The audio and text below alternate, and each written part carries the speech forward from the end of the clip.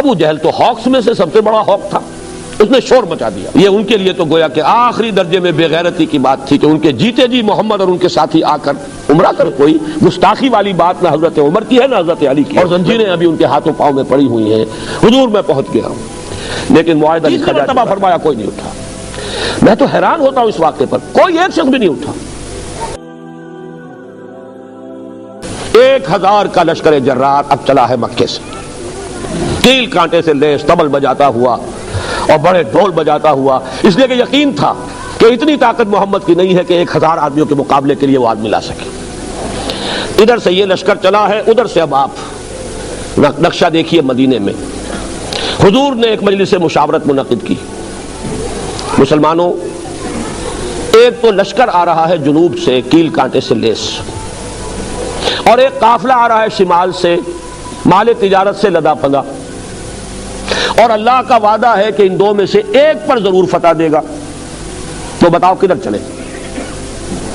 یہ در حقیقت ہر کمانڈر جو ہے کسی بھی اقدام سے پہلے اپنے ساتھیوں کے مورال کا اندازہ کرتا ہے، ساتھیوں کا حال کیا ہے، ان میں کتنی کچھ ہمت ہے، جرت ہے، حوصلے کتنے بلند ہے، کہیں پست تو نہیں ہے۔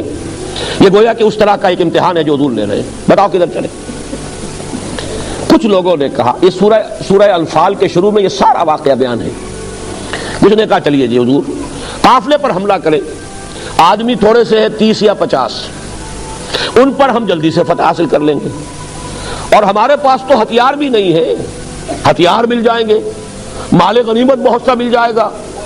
بڑے دلائل کے انبار لگا دیے انہوں نے کہ چلنا چاہیے قافلے کی طرف، لشکر کی طرف نہیں۔ اب اللہ کی منشا کچھ اور ہے، اللہ کے رسول کی منشا کچھ اور ہے۔ وہ تو یہ ہے کہ لشکر کا مقابلہ کیا جائے، یوم الفرقان بنا دیا جائے، کفر کی قبر توڑ دی جائے۔ تو حضور منتظر ہیں۔ اس پر کھڑے ہوئے حضرت مقداد ابن اسود رضی اللہ تعالی عنہ، انہوں نے تاریخی خطبہ دیا کہ اے اللہ کے رسول، ہمیں موسیٰ کے ساتھیوں پر قیاس نہ کیجئے جنہوں نے یہ کہہ دیا تھا فَاذْهَبْ أَنْتَ وَرَبُّكَ فَقَاتِلَا إِنَّا هَاهُنَا قَاعِدُونَ۔ ہم موسیٰ کے ساتھی نہیں، محمد کے صحابی ہیں صلی اللہ علیہ وسلم رضی اللہ تعالی عنہ اجمعین۔ جو آپ کا ارادہ ہو بسم اللہ کیجئے، کیا عجب کہ آپ کے ذریعے، ہمارے ذریعے سے اللہ آپ کو آنکھوں کی ٹھنڈک عطا فرمائے۔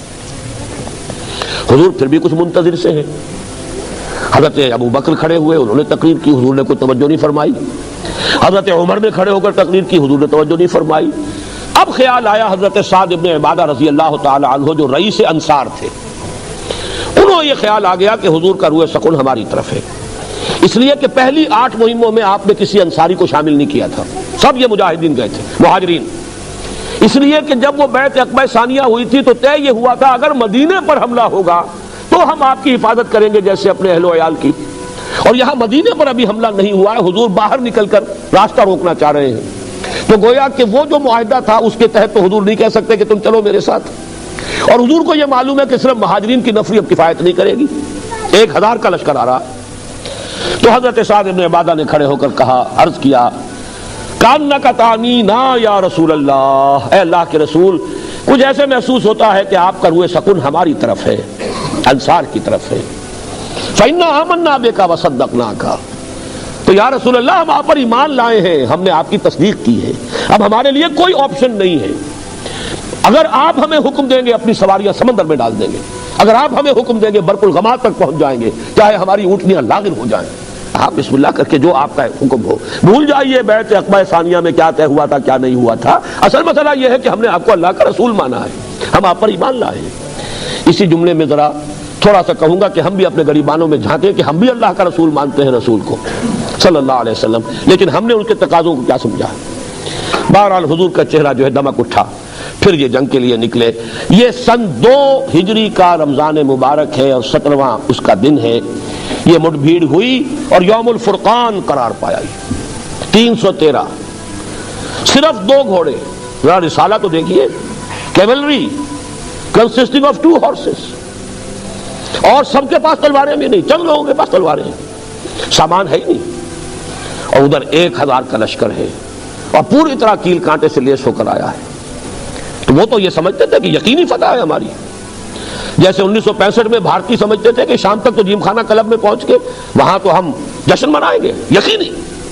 لیکن اللہ تعالیٰ نے ان کے دلوں میں ایسا روب ڈالا ہے، چھٹک کر کھڑے رہ گئے کہ پتہ نہیں کیا وجہ ہے، ریزسٹنس نہیں ہے کہیں، کیا ہمیں کہیں گھیراؤ میں لیا جا رہا ہے، کیا ہو رہا ہے۔ یہی یقین تھا، اسی لیے یہ ابو جہل نے کہا تھا یہ یوم الفرقان ہوگا، یہ پتہ چل جائے گا کہ اللہ کس کے ساتھ ہے، جس کو فتح ہوئی اللہ اسی کے ساتھ ہے، کیونکہ اسے یقین تھا کہ فتح میری ہوگی۔ اس کا بھی ایک واقعہ میں آپ کو سنا دوں، بہت دلچسپ بھی ہے۔ ایک رات پہلے وہ ڈوز جو تھے انہوں نے پھر کوشش کی کہ جنگ نہ ہو، ٹل جائے یہ جنگ۔ حضرت حکیم ابن حزام بعد میں ایمان بھی لے آئے ہیں، اور یہی وہ صحابی ہیں جو شیب بنی ہاشم میں بھی حضور کو کچھ نہ کچھ کھانے پینے کی چیزیں پہنچایا کرتے تھے رات کو پہاڑ سے اتر کر۔ وہ آئے حکیم ابن حزام عتبہ ابن ربیعہ کے پاس، دیکھو تم بڑے سردار ہو، ابو سفیان اپنا قافلہ لے کر بچ کر نکل گئے ہیں، اور ہم آئے تھے اپنے قافلے کی حفاظت کے لیے، قافلہ ہمارا بچ کر نکل گیا، اب جنگ کی کیا ضرورت ہے؟ جنگ کو روکو، اور تم کر سکتے ہو، جو ایک کرشی مارا گیا مسلمانوں کے ہاتھوں اس کا خون بہا تم ادا کر دو اپنی جیب سے، اور جنگ کو روک لو۔ عتبہ نے کہا میرے اپنے دل کی بات کہی آپ نے، میں بھی نہیں چاہتا کہ جنگ ہو، اس لیے کہ ادھر بھی تو کرشی ہے محمد کے ساتھ، مہاجرین تو ساری قریش میں سے تھے نا، گویا کہ ہم تو ایک دوسرے کے بھائی بند ہیں، چچا ادھر ہے، بھتیجا ادھر ہے، ماموں ادھر ہے، بھانجا ادھر ہے، ایک بھائی ادھر ہے ایک بھائی ادھر ہے، تو جنگ رکنی چاہیے۔ یہ دونوں مل کر آئے ابو جہل کے پاس۔ ابو جہل تو ہاکس میں سے سب سے بڑا ہاک تھا، اس نے شور مچا دیا۔ عمرو ابن عبداللہ حضرمی کے بھائی کو بلایا کہ دیکھو تمہارے بھائی کا جو قصاص ہے وہ سامنے آیا ہوا بھی جا رہا ہے، یہ جنگ سے انکار کر رہے ہیں۔ اس نے کپڑے پھاڑے، شور مچایا، جو عربوں کا ایک خاص انداز ہے، واہ عمرا، ہائے میرا بھائی عمرو، اور اس کے خون بہا کا اور اس کا جو ہے قصاص لینے سے یہ لوگ رک رہے ہیں۔ اور ایک تانا دیا ابو جہل نے عتبہ ابن ربیعہ کو، اس لیے کہ عتبہ کے بڑے بیٹے صاحبزادے حضرت حذیفہ وہ ایمان لا چکے تھے، وہ حضور کے ساتھ تھے۔ اس نے کہا معلوم ہوتا ہے بیٹے کو سامنے دیکھ کر تمہارے اندر بزدلی پیدا ہو گئی۔ اب عرب کا مزاج ہے، یہ تانا وہ برداشت نہیں کر سکتا تھا۔ انہوں نے کہا کل پتہ چل جائے گا بزدل کون ہے۔ بہرحال اگلی صبح سب سے پہلے عتبہ ہی نکلا ہے میدان میں۔ میں اس لیے افسوس کے ساتھ کہہ رہا ہوں کہ وہ ان میں نسبتاً شریف النفس انسان تھا، آخری وقت تک کوشش کی اس نے کہ جنگ نہ ہو، لیکن تانا ایسا تھا ابو جہل کا کہ اگلی صبح خود اپنے بھائی شیبہ کو لے کر، اپنے بیٹے ولید کو لے کر، ایک طرف بھائی شیبہ بن ربیعہ، ایک طرف ولید بن عتبہ، 3 آدمی نکلے ہیں مبارزت کے لیے کہ مسلمانوں بھیجو ہمارے مقابلے کے لیے کوئی۔ ادھر سے 3 انصاری نکلے۔ اب یہ بھی دیکھیے عرب کا مزاج، انہوں نے پوچھا کون ہو تم، من القوم، انہوں نے اپنا تعارف کرایا، کہا نہیں ہم تم سے لڑنے نہیں آئے، تم یہاں چرواہے لوگ ہو، کاشتکار لوگ ہو، تم ہمارے برابر کے نہیں ہو، ہمارے قرشی بھیجو ہمارے مقابلے کے لیے۔ حضرت حذیفہ نکلنے لگے تھے باپ کے مقابلے کے لیے، حضور نے روک دیا نہیں۔ پھر حضرت حمزہ، حضرت علی اور ایک اور تیسرے صحابی، یہ 3 نکلے ہیں۔ حضرت حمزہ نے واصل جہنم کیا عتبہ کو، حضرت علی نے ولید کو بھی، شیبہ کو بھی، البتہ تیسرے جو صحابی تھے حارث غالباً نام ہے ان کا، حارث ابن طالب، وہ پھر زخمی ہو گئے اور ان کا انتقال بعد میں ہوا ہے، ٹانگ کٹ گئی تھی، وار لگا تھا، وہ واپس جاتے ہوئے، لیکن بہرحال اللہ تعالیٰ نے فتح دی، اور فتح بھی اس شان کے ساتھ کہ 70 سردار مارے گئے، یوم الفرقان بنا دیا اللہ نے اس کو، 70 قیدی ہو گئے۔ یہاں سے یوں سمجھ لیجئے کہ آرمڈ کانفلکٹ شروع ہو گیا، 6th and final phase of the revolutionary struggle of محمد صلی اللہ علیہ وسلم۔ اس کے بعد اگلے سال غزوہ احد ہوا، اس میں کچھ وقتی طور پر مسلمانوں کے نظم کی خلاف ورزی کی وجہ سے شکست ہوئی۔ 1000 کا لشکر لے کر حضور نکلے تھے مدینے سے، 300 واپس چلے گئے منافقین عبداللہ ابن ابی کی سرکردگی میں، 700 کا مقابلہ 4000 سے تھا، لیکن یہ کہ حضور نے ایک درہ دیکھ لیا تھا، پیچھے تھا درہ، اگر اس طرف سے حملہ ہو گیا تو گویا کہ ہم 2 طرف سے درگے میں آ جائیں گے۔ وہاں 50 تیر اندازوں کو مقرر کر دیا حضرت عبداللہ ابن جبیر رضی اللہ تعالیٰ عنہ کی سرکردگی میں، فرمایا دیکھو چاہے ہم سب قتل ہو جائیں، چاہے تم اپنی آنکھوں سے دیکھو کہ پرندے ہمارا گوشت نوچ نوچ کر کھا رہے ہیں، تب بھی تم یہاں سے مت ہٹنا۔ جنگ ہوئی، مسلمانوں کو فتح ہو گئی، وہ 4000 کا لشکر جو ہے 3000 کا بھاگ نکلا۔ اب مسلمان ان کا تعاقب کر رہے ہیں، وہاں جو کھڑے ہوئے تھے وہ 50 تیر انداز، ان میں ایک اختلاف ہو گیا۔ انہوں نے کہا حضور نے تو شکست کی حالت میں کہا تھا، اب تو فتح ہو چکی، لہذا کوئی ضرورت نہیں کہ اب کھڑے رہے۔ لیکن یہ کہ ان کے جو کمانڈر تھے حضرت عبداللہ ابن جبیر، وہ کہتے رہ گئے کہ یاد کرو حضور کے قول کو، مت ہلو یہاں سے، لیکن ان کی حکم عدولی کر کے 35 وہاں سے تیر انداز جو ہے راستہ چھوڑ کر چلے گئے، 15 رہ گئے۔ خالد ابن ولید تھے اس میں، وہ جو ان کی کیولری تھی 200 ہارسز کی، 200 horses strong cavalry under the command of Khalid ibn Walid. ان کی عقابی نگاہ نے دیکھ لیا کہ وہ درہ خالی ہے، اگرچہ شکست ہو چکی ہے لیکن اس شکست کو فتح میں بدل سکتا ہوں. پورا چکر لگایا ہے احد کا اور وہاں سے جو حملہ کیا ہے تو پھر وہ شکست میں بدل گئی فتح. 70 صحابہ شہید ہو گئے. اس پر جو قرآن مجید میں تبصرہ آیا ہے وَلَقَدْ صَدَقَكُمُ اللَّهُ وَعْدَهُ إِذْ تَحُسُّونَهُم بِإِذْنِهِ، اے مسلمانوں تم اللہ کو دوش نہیں دے سکتے، تم ہم سے شکایت نہیں کر سکتے، ہم نے اپنے وعدہ سچا کر دکھایا تھا، تمہیں مدد دی اور تمہیں فتح دی. تم انہیں گاجر مولی کی طرح کاٹ رہے تھے. حتی اذا فشلتم وتنازعتم فی الامر وعصیتم من بعد ما اراکم ما تحبون، لیکن جب تم نے ہی نظم کو ڈھیلا کر دیا، تم نے حکم کی نافرمانی کی.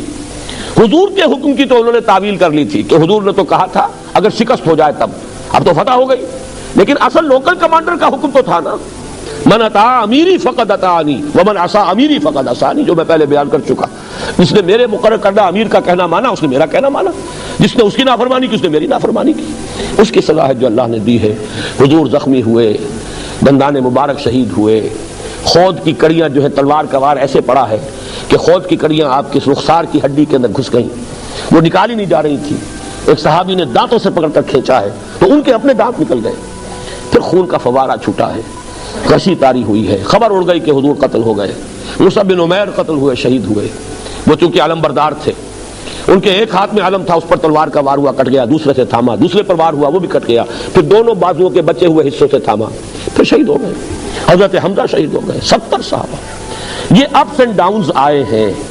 بدر میں 70 ان کے مارے گئے، احد میں 70 صحابہ شہید ہو گئے.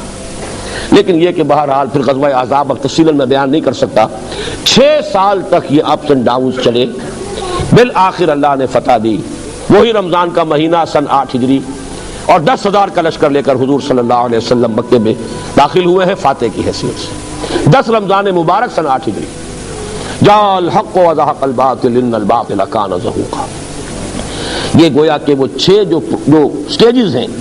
ایک اس میں درمیانی بات ہے جو میں چاہتا ہوں کہ ذرا آپ نوٹ کر لیں. درمیان میں ایک پوز آیا ہے ان 6 سالوں میں صلح حدیبیہ کا. حضور صلی اللہ علیہ وسلم نے خواب دیکھا کہ ہم عمرہ کر رہے ہیں. غزوہ احزاب کے بعد کی بات ہے. تو نبی کا تو خواب بھی وہی ہے. حضور نے فرمایا مسلمانوں تیاری کرو، ہم عمرے کے لیے چلیں گے. 1400 یا 1800 صحابہ آپ کے ساتھ گئے. احرام باندھا ہوا ہے اور تلواریں جو ہے نیام کے اندر ہیں اور عمرے کے لیے جا رہے ہیں. قریش کو پتہ چلا. یہ ان کے لیے تو گویا کہ آخری درجے میں بے غیرتی کی بات تھی کہ ان کے جیتے جی محمد اور ان کے ساتھی آ کر عمرہ کر لیں. ڈٹ گئے، مرنے مارنے پر تل گئے. بڑا جوش و خروش. حضرت عثمان کو بھیجا کہ کوئی مصالحت کی بات ہو، انہیں روک لیا. وہیں خبر اڑ گئی کہ حضرت عثمان شہید کر دیے گئے. تب حضور نے وہ بیعت لی، بیعت رضوان، جس کا قرآن مجید میں ذکر ہے. اللہ تعالیٰ راضی ہو گیا. لقد رضی اللہ عن المؤمنین اذ یبایعونک تحت الشجرہ. یہ بیعت حضور نے لی تھی، بیعت علی الموت، ہم سب یہاں مر جائیں گے، کوئی واپس نہیں جائے گا. اور بیعت علی لا نفر، بیعت کی تھی کہ یہاں سے بھاگنا نہیں ہے، اب یہیں جانے دینی ہے. لیکن یہ کہ مکے والوں کو بھی کچھ لوگوں نے، سمجھدار لوگوں نے سمجھا دیا کہ محمد اور ان کے ساتھی بھی آخری درجے میں تلے ہوئے ہیں، یہ بیعت ہو چکی ہے.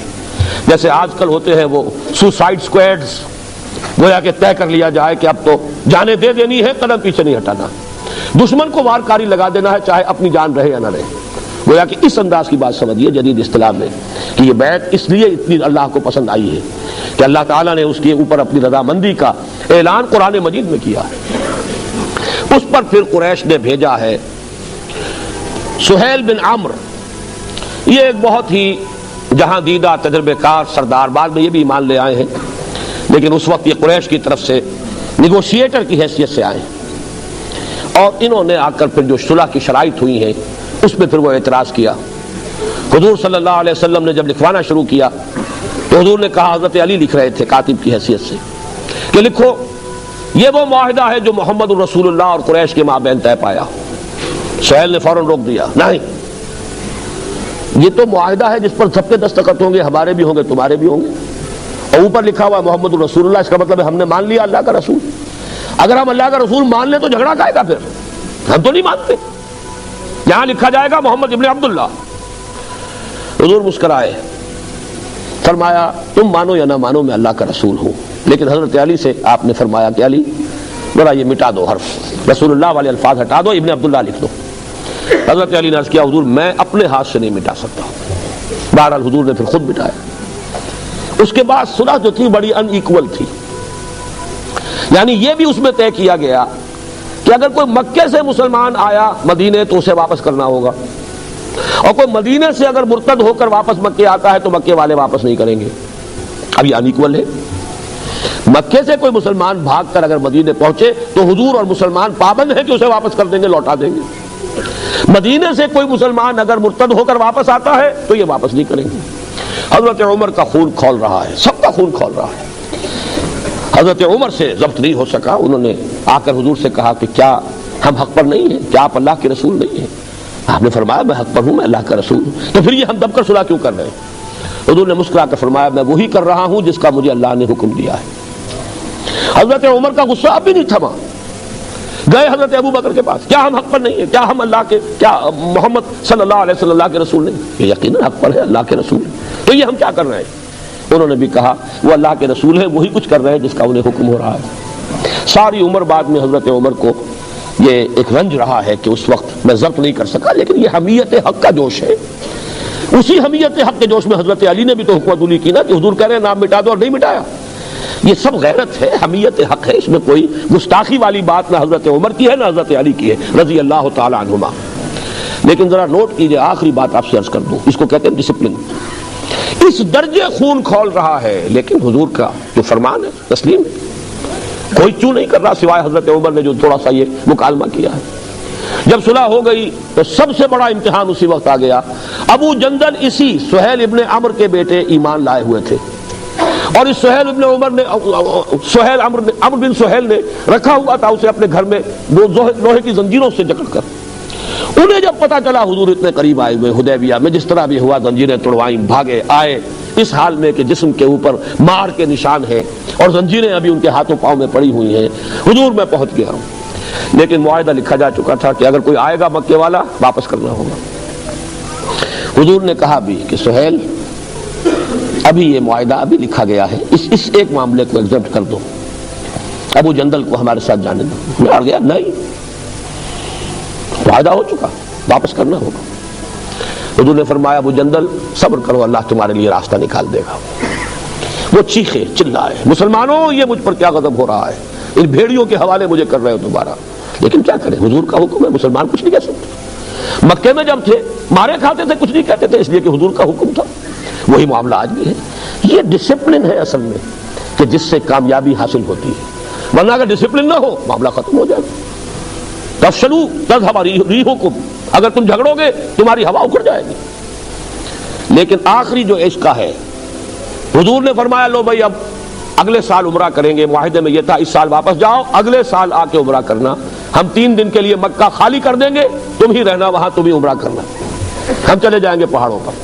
حضور نے فرمایا جس کے ساتھ قربانی کے جانور ہیں یہی ذبح کر دیے جائیں، اور اب احرام کھول دو، واپس چلنا ہے۔ حضور نے فرمایا اٹھ جاؤ قربانیاں دے دو، کوئی نہیں اٹھا۔ پھر فرمایا اٹھو قربانیاں دے دو، کوئی نہیں اٹھا۔ تیسری مرتبہ فرمایا کوئی نہیں اٹھا۔ میں تو حیران ہوتا ہوں اس واقعے پر، کوئی ایک شخص بھی نہیں اٹھا۔ اس پر حضور کچھ غمگین ہو کر، اس لیے کہ لوگوں کے جذبات نہایت مزبہل ہو گئے تھے، یہ کیا ہوا؟ حضور نے تو کہا تھا عمرہ کریں گے، ہم بغیر عمرہ کیے وہ جا رہے ہیں، اور ہم ڈر گئے ہیں کفر سے، دب گئے ہیں کفر سے، ہم نے اتنی گر کر صلح کیوں کر لی ہے؟ تو ضبط تو کر رہے ہیں، لیکن بہرحال قلبی احساسات جو ہے وہ تو انسان کے اپنے اختیار میں نہیں ہوتے، صدمہ تو ہوتا، لہذا کوئی نہیں اٹھا۔ حضور گئے اپنے خیمے میں، حضرت ام سلمہ رضی اللہ تعالی عنہ اس وقت ساتھ تھی۔ حضور کا یہ وہ قاعدہ تھا کہ ہر سفر میں آپ اپنی ایک زوجہ محترمہ کو ضرور ساتھ رکھتے تھے۔ حضرت ام سلمہ بہت ذہین خاتون تھی، کہا میں نے 3 مرتبہ کہا ہے مسلمانوں سے کہ اٹھو احرام کھول دو، کوئی نہیں اٹھ رہا۔ انہوں نے مشورہ دیا حضور آپ زبان سے کچھ بھی نہ کہیے، خود جا کے اپنی جانور کی قربانی دے دیجئے، احرام کھول دیجئے۔ بس حضور نکلے کیا تو سب کھڑے ہو گئے۔ میں اسے کہا کرتا ہوں کہ یہ حالت منتظرہ تھی، they were waiting for something، ہو سکتا ہے کوئی صورت بدل جائے، کہیں ہمارا امتحان ہی نہ لے رہے ہو حضور، اس اعتبار سے۔ لیکن جیسے حضور نے احرام کھول دیا آپ سب کھڑے ہو گئے، سب نے احرام کھول دیا۔ اسی لیے اس کو کہا ہے انا فتحنا لک فتحا مبینا، یہ صلح نہیں ہے محمد، ہم نے آپ کو اس صلح کے پردے میں بہت بڑی فتح عطا کر دی۔ کیا فتح کا پہلو تھا کہ اگر قریش نے صلح کر لی محمد کے ساتھ صلی اللہ علیہ وسلم تو پورے عرب کے قبائل کو معلوم ہو گیا now Muhammad is a power to reckon with. اب محمد کی طاقت ایسی ہے کہ گویا کہ قریش نے صلح کر لی ہے محمد کے ساتھ. یہی بات ہے جو آج تک ہوتی چلی آ رہی ہے کہ اسرائیل کے ساتھ صلح نہیں کرنی اور اسرائیل کو تسلیم نہیں کرنا. صلح کرنے کے معنی تسلیم کر لیا جھگڑا ختم ہو گیا. تو محسوس یہ ہوا کہ جب قریش نے صلح کر لی ہے تو گویا کہ قریش نے تسلیم کر لیا ہے کہ اب محمد صلی اللہ علیہ وسلم کی طاقت بہت بڑی ہے. رعب پڑ گیا پورے عرب پر. پھر حضور یکسو ہو گئے قریش کے ساتھ. جب صلح کا معاہدہ ہو گیا اب آپ نے خیبر پر چڑھائی کی, خیبر فتح کر لیا, اس لیے کہ ان کے تو ہاتھ بن گئے تھے. اب یہودیوں کی مدد کو اور قریش نہیں جا سکتے تھے. آپ نے حملہ کیا خیبر پر, خیبر فتح کر لیا, بہت بڑا مال غنیمت ہاتھ آیا. پھر اسی عرصے میں اب جو آخری بات میں آج عرض کروں گا وہ صرف یہ ہے, اسی عرصے میں اب پہلی مرتبہ حضور صلی اللہ علیہ وسلم نے بیرون ملک عرب دعوتی خطوط ارسال کی. یہ بہت اہم نقطہ ہے. ایک مذہبی تبلیغ ہوتی ہے, ایک انقلابی تبلیغ ہوتی ہے. مذہبی تبلیغ پھیلتی ہے زمین پر, انقلابی تبلیغ ایک انقلابی عمل ایک جگہ کے اوپر پروان چڑھتا ہے, اوپر جا کر پھیلتا ہے. جیسے درخت ہوتا ہے آم کا درخت, جیسے ہی گٹھلی پھٹے گی دو پتے نکلیں گے, لیکن وہ آم کا درخت جو زمین پر پھیلتا نہیں, خربوزے کی بیل کی طرح, وہ سیدھا اوپر جائے گا, جوان ہوگا, وہیں پر اب پتے لگیں گے, وہیں پر اب ٹہنیاں ہوں گی, وہیں آم لگے گا, پھر وہ پھیلے گا. جبکہ بیل جو ہوتی ہے خربوزے کی ککڑی کی, وہ زمین پر پھیلتی, اوپر نہیں اٹھتی. یہی فرق ہے. ایک تبلیغ ہے خالص مذہبی تبلیغ, جیسے عیسائیوں کے مشنز ہیں, ان کے پاس کوئی نظام ہے ہی نہیں جو انہیں قائم کرنا ہو, کسی ریولوشن کا کوئی ان کے سامنے نقشہ ہی نہیں, وہ تو صرف ایک عقیدے کی تبلیغ کرنی ہے, لہذا وہ پوری دنیا میں کرتے پھرتے. لیکن ایک ہے کمیونزم, وہ ایک نظام لانا چاہتے تھے, لہذا انہوں نے پہلے ایک ملک میں کنسنٹریٹ کیا, ایک ملک میں انقلاب برپا کیا, پھر آپ کو معلوم ہے انقلاب جو ہے پھیلتے چلے گئے. روس میں آ گیا, روس کے بعد جو ہے آدھی دنیا میں وہ انقلاب آ گئے. یہاں یہ معاملہ سمجھ لیجئے کہ حضور صلی اللہ علیہ وسلم نے 10 برس مکے سے باہر قدم نہیں نکالا. مکے سے باہر پہلے 10 سال آپ جاتے تھے, صرف عکاس کا میلہ ہے, وہ بازار لگے ہوئے ہیں, بازاروں میں میلوں میں تبلیغ کے لیے, ورنہ کسی دوسرے شہر بھی آپ تبلیغ کے لیے نہیں گئے. He concentrated his full attention, پورا وقت مکے پر. اس کے بعد جب مکے والوں نے طے کر لیا کہ اب انہیں قتل کر دو, تب پہلی مرتبہ باہر قدم نکالا, طائف گئے. وہاں سے ناکامی ہو گئی, اللہ نے کھڑکی کھول دی, خود کھول دی. مدینے سے پہلے سال 6, اگلے سال 12, اگلے سال 75 آدمی آ گئے, 72 مرد اور 3 عورتیں, اور وہ دارالہجرت بن گیا. اب آپ کی تبلیغ کا دائرہ جزیرہ نما عرب کے اندر ہے. پورے 7 برس عرب سے باہر آپ نے کوئی خط تک نہیں لکھا. حالانکہ کیا قیصر کو خط نہیں لکھ سکتے تھے آپ؟ جو بعد میں لکھے خط, کیا لگتا تھا اس میں؟ خط لکھنا کیا مشکل تھا, کسی ایلچی کو بھیجنا تھا نا. تو مدینے میں تو اتنی نفری آپ کے پاس پہلے دن سے تھی. بادشاہ مصر کو بھی ایلچی بھیج دیتے, قیصر کو بھی, کسرا کو بھی, یمامہ کے رؤسا کو بھی, غسان کے رئیس کو بھی, ہر جگہ بھیج دیتے, نہیں بھیجا. ہاں جب اندرون ملک عرب انقلاب کی تکمیل ہو گئی اس درجے میں کہ قریش نے ریکگنائز کر لیا حضور کو, اور صلح مبین جس کو کہا گیا ہے, فتح مبین, انا فتحنا لک فتحا مبینا, اب آپ نے خطوط لکھے. گویا کہ اندرون ملک عرب ایک طرح سے کام اب تکمیل کو پہنچ رہا ہے, کیونکہ سن 7 کے بعد سن 8 میں مکہ فتح ہو گیا, اسی سال حنین کی فتح ہوئی, اور اس کے بعد عرب میں کوئی طاقت نہیں تھی جو حضور کے مقابلے میں آتی. لہذا اذا جاء نصر اللہ والفتح ورأیت الناس يدخلون فی دین اللہ افواجا, پورے عرب میں اللہ کا دین غالب ہو گیا. یہ جو خطوط آپ نے بھیجے تھے, اس کے نتیجے میں اب بیرون ملک انقلاب محمدی کی تصدیر, ایکسپورٹ کرنے کا سلسلہ شروع ہوا. ان خطوط کے نتیجے میں قیصر نے حضور کے ایلچی کی بڑی عزت کی, لیکن ایمان نہیں لایا. کسرا نے توہین بھی کی, خط بھی پھاڑ دیا. حضور نے فرمایا اس نے میرا نامہ چاک نہیں کیا, اپنی سلطنت کے پرزے کر دیے. شاہ مصر تھا مقوقس, اس نے بھی عزت کی. یہ عیسائی تھے جو, کیونکہ ہرقل بھی عیسائی, وہ بھی جانتا تھا کہ اللہ کے نبی ہیں. مقوقس نے بھی پہچان لیا تھا یہ اللہ کے نبی, کیونکہ عیسائیوں کے پاس علم تازہ تھا. ابھی وہ بحیرہ راہب تھا عیسائی, جس نے کہ ابو طالب سے کہا تھا یہ بچہ جو ہے اس کی حفاظت کرنا یہود سے, وہ اس کی جان کے درپے ہو جائیں گے. تو انتہا علم تھا. حضرت سلمان فارسی کو بھی ایک عیسائی راہب نے کہا تھا جاؤ جنوب کی طرف, کھجوروں کی سرزمین میں نبی آخر الزمان کا ظہور ہونے والا ہے. تو مقوقس نے بھی یہ کیا, ہدیے بھی بھیجے. آپ کو معلوم ہے ماریہ قبطیہ جو حضور کی حرم ہے, جن کے بطن سے حضرت ابراہیم کی ولادت ہوئی ہے, وہ انہی کی طرف سے بھیجی ہوئی تھی. اور وہ براق جو ہے, وہ جو دلدل جو آپ کا جو تھا, وہ بھی وہاں سے آیا ہوا تھا. بہرحال لیکن ایک غسانی جو رئیس تھا تو عرب شام کے علاقے کا، اس نے حضور کے ایلچی کو شہید کر دیا۔ یہ گویا کہ انقلاب کے آگے بڑھنے کے لیے اللہ نے راستہ کھول دیا۔ حضور نے انتقام کے لیے فوج بھیجی، غزوہ موتا ہوا، لیکن موتا کی جنگ جو ہے وہ اس اعتبار سے بڑی انیکول تھی، 3000 گئے تھے ادھر سے، وہاں سے 1 لاکھ مقابلے پر آ گئے۔ حضرت زید بن حارثہ شہید ہو گئے، حضرت جعفر طیار شہید ہو گئے، حضرت عبداللہ ابن رواحہ شہید ہو گئے، پھر حضرت خالد بن ولید نے کمان ہاتھ میں لی ہے اور اپنی حسن تدبیر سے اس لشکر کو بچا کر نکال کر لے آئے۔ پھر حضور نے آخری سفر کیا اپنی حیات طیبہ کا، غزوہ تبوک، 30,000 صحابہ کو لے کر آپ نے مارچ کیا ہے شام کی طرف، اور آپ 15 دن مقیم رہے ہیں تبوک میں، بلکہ شاید زیادہ 15 سے۔ لیکن یہ کہ ہرقل لاکھوں کی فوج لے کر موجود تھا شام کے علاقے میں، سامنے نہیں آیا، وہ پہچان چکا تھا یہ اللہ کے نبی۔ حضور آگے نہیں بڑھے، وہاں قیام فرما کر آس پاس کے قبائل کے ساتھ صلح کر کے اور ان کو حلیف بنا کر واپس آ گئے۔ یہ ہے سن 9 کا واقعہ، اور آپ کو معلوم ہے سن 10 میں پھر آپ نے اپنا حجۃ الوداع آخری حج کیا۔ بلکہ یہ بھی نوٹ کر لیجئے، یہ بھی ہماری جو ویلیوز ہیں ان سے بڑی مختلف بات ہے۔ ظاہر بات ہے کہ سن 7 سے پہلے تو حضور حج کر ہی نہیں سکتے تھے، مکے میں تو کرتے ہی ہوں گے، لیکن ہجرت کے بعد تو ظاہر بات ہے امکان ہی نہیں تھا، وہاں پر تسلط تھا کفار کا۔ لیکن سن 7 میں آپ نے عمرہ کیا ہے، عمرہ قضا۔ سن 6 میں صلح حدیبیہ ہوا، 8 میں مکہ فتح ہو گیا رمضان میں، لیکن آپ نے حج نہیں کیا۔ سن 9 میں بھی آپ نے حج نہیں کیا، حضرت ابو بکر کی عمارت میں قافلہ حج بھیج دیا۔ اور ہم یہ سمجھتے ہیں کہ بس ہر سال حج کرنا ہی سب سے بڑی عبادت ہے، دین کو قائم کرنے کی جد و جہد ہے نہیں، لگے ہوئے دنیا ہی کمانے میں، حلال سے حرام سے، بس ہر سال حج کر لیا تو گویا کہ ساری حرام خوری جو ہے وہ پاک ہو جائے گی اس ذریعے سے۔ ہمارے تصورات یہ ہیں۔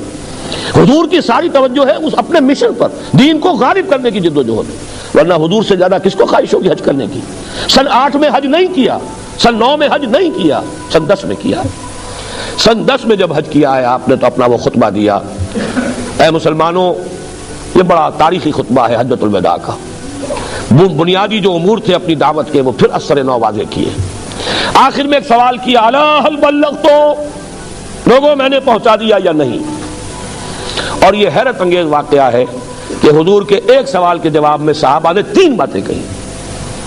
انا نشهد انک قد بلغت وادیت ونصحت، بلکہ ایک روایت میں 4 ہے، انک ادیت الامانۃ وبلغت الرسالۃ ونصحت الامۃ وکشفت الغمۃ۔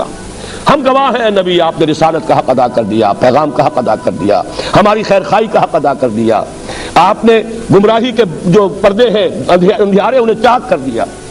3 مرتبہ حضور نے سوال کیا، 3 مرتبہ جواب لیا۔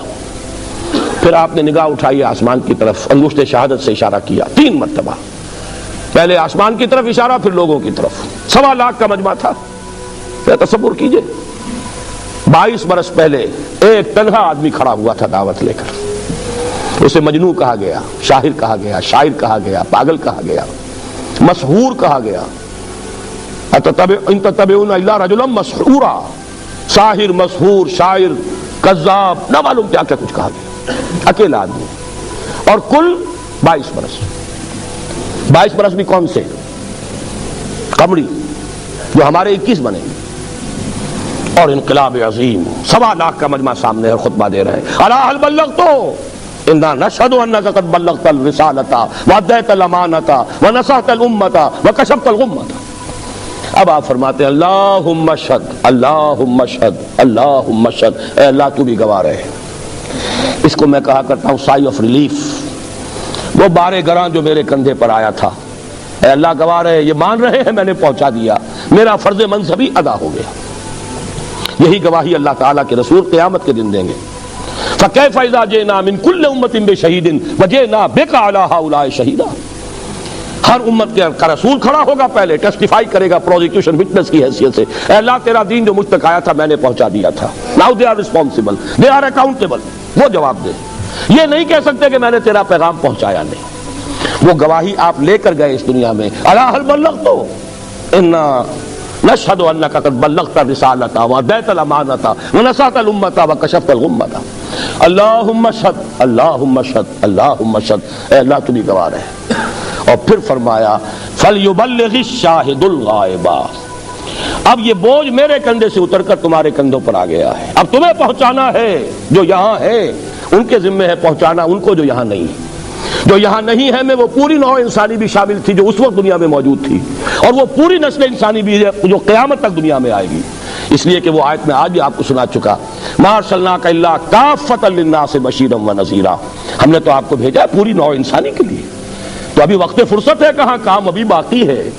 ابھی تو ایک ملک ہے جس پر اللہ کے دین کا جھنڈا لہرا رہا ہے، دین کا غلبہ ہوا صرف جزیرہ نماء عرب پر۔ ابھی تو تمہارے لیے بہت محنت اور مشقت کا میدان ہے، اب یہ بوجھ میرے کندھے سے اتر کر تمہارے کندھے پر آ گیا ہے۔ اور یہی نقطہ ہے اس میں، قدم قدم پر معجزہ ہو سکتا تھا حضور کے لیے، لیکن آئندہ امت کے لیے معجزے کیسے ہوتے؟ معجزے تو نبی کے لیے ہیں، رسول کے لیے ہیں، جبکہ امت کے ذمہ یہ آنا تھا کام کہ بقیہ پوری نوع انسانی تک، پورے عالم انسانی تک دین کی تبلیغ اور دین کو قائم کرنا تمہاری ذمہ داری ہے۔ یہ مشن امت کے حوالے کر کے غزوہ یہ حجۃ الوداع کے شاید 3 مہینے بلکہ 3 مہینے سے کم ہے عرصہ جو حضور اس دنیا میں رہے ہیں، پھر آپ کا مرض وفات ہوا ہے، اور اسی میں پھر وہ کیفیت کہ آپ کے الفاظ آخری جو زبان مبارک پر تھے، اللہم فی الرفیق الاعلی۔ اس کا پس منظر یہ ہے کہ بعض احادیث سے معلوم ہوتا ہے کہ انبیاء اور رسل کو اللہ تعالیٰ کی طرف سے آپشن ہوتا ہے، آپ کا کام پورا ہو گیا، آپ واپس آنا چاہیں تو ابھی آ جائیں، ابھی اور دنیا میں ٹھہرنا چاہیں تو اور ٹھہر لیں۔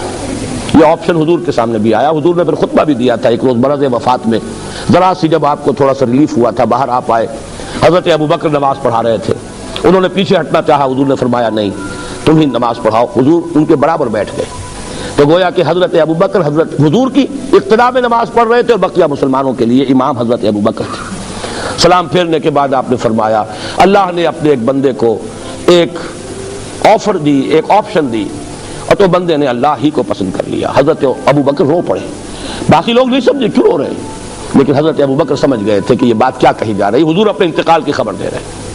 بہرحال آخری الفاظ بھی یہ تھے کہ اللہ بس میرا جو کام تھا وہ ہو گیا، میرے ذمہ جو فرض منصبی تھا ادا ہو گیا، جزیرہ نماء عرب پر تیرے دین کا جھنڈا لہرا رہا ہے، تیرا دین غالب ہو گیا ہے، وہ نظام میں نے قائم کر دیا ہے، لیظہرہ علی الدین کلہ، اس کی تکمیل ہو گئی ہے، اب تو مزید یہاں رہنے کی کوئی آرزو نہیں، اللہم فی الرفیق الاعلی، اب تو رفیق اعلیٰ ہی کا قرب جو ہے وہ درکار ہے۔ اس سے آگے اب انشاءاللہ کل بات ہوگی امت نے اس کے بعد کیا کیا ہے، خلافت راشدہ کا دور، پھر ہمارا زوال، امت کی حیثیت سے ہماری تاریخ کے 4 ادوار جو گزر چکے، 5واں دور جس پر ہم اس وقت کھڑے ہیں، اس وقت دنیا میں مسلمانوں کا اور اسلام کا حال کیا ہے، خطرات اور اندیشے کیا ہیں، مشن ہمارے حوالے کیا ہے، اگر اس مشن کی تکمیل کے لیے کمر کسیں تو اس کا طریقہ کار کیا ہے، اس پر انشاءاللہ کل گفتگو ہوگی۔ اقول قولی ھذا واستغفر اللہ لی ولکم ولسائر المسلمین والمسلمات۔ 2 منٹ تشریف رکھیں۔ محترم سامعین، ابھی تشریف رکھیں، بعد میں دعا پر اس مجلس کا اختتام پذیر ہوگا۔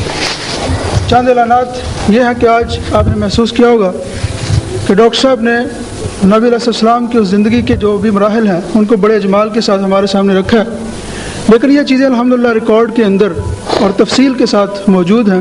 آپ حضرات میں سے جو لوگ بھی خواہش مند ہوں، اس کے وہ خطبات کسٹس کی شکل میں موجود ہیں، اور ایک ضخیم کتاب بھی جو اسٹال پر باہر موجود ہے وہ آپ لے سکتے ہیں۔ کتاب کا نام بتا دیں، منہج انقلاب نبوی اس کتاب کا نام ہے۔ اس کے علاوہ یہ کہ کل کا موضوع آپ کے علم میں آ چکا، آپ حضرات کوشش کریں کہ وقت پر آئیں تاکہ ہم اس نشست کا وقت پر آغاز کریں اور تاخیر نہ ہو۔ دوسری یہ کہ شارجہ سے جو حضرات آتے ہیں ان کے لیے یہ ایک آسائش فراہم کی گئی ہے کہ جو مسجد خان صاحب ہے وہاں پر مسجد نماز عشاء کے فوراً بعد یعنی 8:10 پر وہاں سے ایک بس چلتی ہے، تو آپ حضرات اس کے ذریعے یہاں تشریف لا سکتے ہیں۔ اس کے علاوہ یہ کہ ڈاکٹر صاحب کی فکر جو مختلف رسائل و جرائد کی شکل میں ماہانہ اور ہفتہ وار شائع ہوتی رہتی ہے، اس کے بارے میں بھی آپ کو انفارمیشن باہر اسٹال سے مل سکتی ہے، اور جو لوگ دلچسپی رکھتے ہوں وہ اس کی ممبرشپ بھی لے سکتے ہیں۔ اس کے علاوہ یہ جیسا کہ کل بھی اعلان کیا گیا تھا کہ جو لوگ آپ سے خصوصی ملاقات چاہتے ہوں، نہیں کوئی نہیں، کل شام کو صرف میں کر دیتا ہوں، جہاں میں مقیم ہوں وہاں کل شام کو پھر عصر سے مغرب تک کے درمیان میں موجود رہوں گا، جو حضرات بھی تشریف لانا چاہیں ملاقات ہو سکتی ہے، صبح نہیں، بس اب دعا مانگ لیجیے۔ السلام علیکم، اگر آپ کو ہماری یہ ویڈیو پسند آئے تو ہمارے چینل کو سبسکرائب کرنا نہ بھولیے گا۔ شکریہ، ملتے ہیں اگلی ویڈیو میں۔